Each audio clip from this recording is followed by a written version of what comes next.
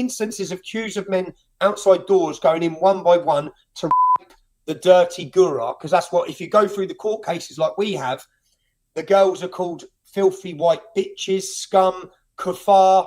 It's religious, it's racial, and it's targeted. Hi guys, this is Sahar TV, and in today's video we'll see Tommy Robinson warning the West about Islamic immigration to the West and the risk of such a thing happening. It's already happening. Let's take a look. I'm a working class English lad from a town called Luton, which is 30 miles north of London. When I was born in 1982, Luton had one mosque. It now has 45. I've watched the troubles that come with the explosion in the demographic of an Islamic population. Just to make it clear, that's not to say that every Muslim is bad. It's not to say there's not some great, wonderful people within the Islamic community. What it is to say is that the more Islam is the less freedom. And what we see, and what I've witnessed with my own eyes, is the way the council, the police, the authorities, the establishment, everyone surrenders to Islam and to mob rule. The Islamic community are hostile. There's an aggression about them that other communities don't have. Luton, everyone in Luton are the sons of immigrants, pretty much. It's a very diverse town. Yeah? White English are a minority within the town. But per se, when you've come from somewhere like that, when you've had immigration from Jamaica, Ireland, Poland, Italy, St. Lucia, you can see and tell the story of how it does work and how it doesn't work. Now, what works is all the other communities pretty much integrated and assimilated. If you line my friends up, we're all the sons of immigrants and we all love each other. But one community within the town segregated itself and there was zero assimilation. And it's the Islamic community. And it's not racist to say that. It's not extreme to say that. I'm just pointing out the reality of Islamic ghettos that have now been created in every town and city. And it's partly our own government's fault because they actually encouraged it. They said that all cultures are equal when they're not. They encourage these inward-looking communities to not integrate, not assimilate, no attempt really. And when you have the explosion of immigration that we had, there hasn't even really been an opportunity. You've got Muslims. There's been many interviews of Muslims in my hometown of Luton who said they've never met a non-Muslim. So they've grown up within an Islamic community. They don't come out of the Islamic community and they don't meet anyone other than Muslims within the Islamic community. And then you couple that. So what people need to understand, what I saw growing up, even if I just go back to my school days, when you went to my school, you had the Muslim playground and the non-Muslim playground. Not the white and black, just so people understand. Whites and blacks are not divided in the UK, partly because all of our black immigration has come from Christian nations. We get on great. So in Luton, whites and blacks were like this. Yeah, everyone was like this. We had the Windrush generation, and there may have been some teething problems in the early days, but not for my generation. For my generation, we grew up loving each other and as friends and integrated and assimilated well. The problem was the Islamic community. You had the Muslim playground, the non-Muslim playground. If there was a problem with a Muslim at school who got in a fight with a non-Muslim, 20 of them would jump one person. It was something that I'd never seen. So when we grew up, there were fights. Luton, so people can understand as well, Luton is rated the roughest town in Britain. It's a very poverty-stricken town with a high level of violence and criminality. So there's lots of problems in Luton. Even if you take Islam out, there's lots of problems. It's a very poor town.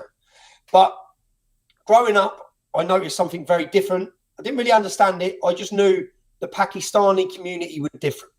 Now, many people across the world have now heard of grooming. I don't know why we call it grooming.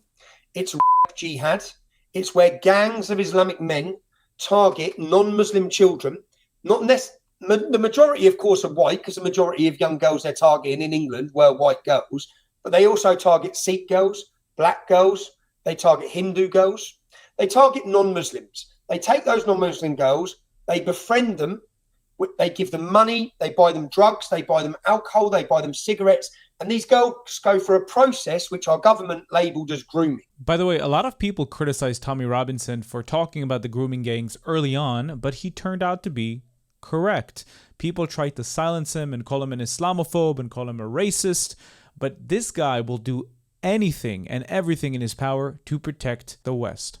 Where they get them into a position where in the end they are gang by sometimes 10 men at a time, queues of men. There's been instances of queues of men outside doors going in one by one to the dirty gura, because that's what, if you go through the court cases like we have, the girls are called filthy white bitches, scum, kuffar. It's religious, it's racial, and it's targeted. And the problem is that what I saw growing up in Luton, in 2009, I started an organisation called the English Defence League. Yeah, the English Defence League was formed of young working class men who had had enough. And it started in Luton, and it spread like a phenomenon across the whole of the UK. Literally within 6 months, we had divisions, we called them divisions, in every single town and city. Now, we were young. I went from working on a building site to 6 months later leading the biggest protest movement Europe has seen. We were young, we were male, we were unhappy, and I guess you could say at times we were aggressive. And the reason being, we'd seen a total failure of government and police to deal with any problems that come from the Islamic community. They smash our community with iron fists and they treat theirs with kid gloves. They're scared of them. And that's what we'd seen growing up. We'd seen all these problems, started an organisation, it grew. But what I realised then, when I started travelling the UK, my cousin was a victim of these grooming gangs at 14 years old. She was kidnapped, she was taken for days, she was raped. Now, for your listeners to understand, because this is going to sound unbelievable, literally, young children from the age of 11, 12, 13, they were taken for days, sometimes weeks. The families would ring the police. Our daughter's missing. The Muslim community have got her. She's being raped. And the police would take no action. And it wasn't just that they wouldn't take action. The grooming gang indeed was a big scandal in the UK, orchestrated by Pakistani Islamic groups against the girls of the UK. Disgusting. So if you think there's any room for Islam to come to the West, either the UK or the United States or Canada, you're heavily mistaken. And by the way, this is not the first testimony I've been hearing from people claiming Islam wants to segregate itself and live within their own communities. Nooni Dalwish, who was a Christian convert from Islam, claiming exactly the same thing happened to her in California. How come? 2 different places? How is it the same? Because that is the ideology. They're literally planning neighborhoods in the United Kingdom where you have a mosque in the middle, houses all around it, and in order to push away non-Muslims, they tell them that most of the fees that they pay will go to fund the mosque. And of course, they don't want to fund the mosque. They want to fund their churches or synagogues. That way, they're pushing away the Christians and the Jews and the kuffars and the Hindus and bringing more Muslims. Islam has no place in the West unless they reform. Thank you for watching this video. Don't forget to like, comment, and subscribe. If you'd like to support me financially, you can do that using Buy Me Coffee or Patreon down in the links in the description. Please don't forget to join our Discord, and now you can become a YouTube member and enjoy specific YouTube perks. Thank you for being here. I'll see you again in the next video.